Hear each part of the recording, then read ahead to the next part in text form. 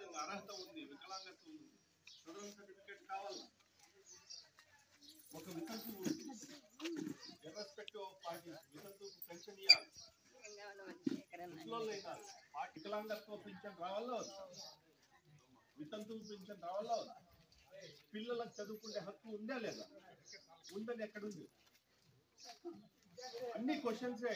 మనం ఎప్పుడైతే ప్రశ్న వేసుకోలేకపోతామో ఎదగలేదు. ఎదగాలంటే క్వశ్చన్. విద్య అనేది ఇప్పుడు చట్టరూపం అయిపోయింది.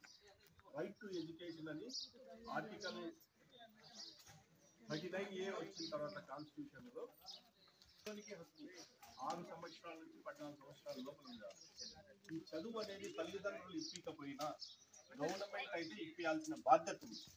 దానికోసమే మీ పిల్లలకి స్కాలర్షిప్లు, అమ్మఒడి, అమ్మ గుడి ఇవన్నీ ఇచ్చారు. అవన్నీ మీరు సాఫల్యత పొందాలి. కస్తూర్బా స్కూల్ ఉంది, అడ్మిషన్ ఎట్లా దొరుకుతుంది? ఒక బీసీ అంబేద్కర్ గురుకుల పాఠశాల ఉంది, ఎట్లా దొరుకుతుంది? ఇవన్నీ దొరకలేవు. మీకు ఈ సేవలు అందుకోలేరు. ఎందుకు అంటే నిరక్షరాస్యత.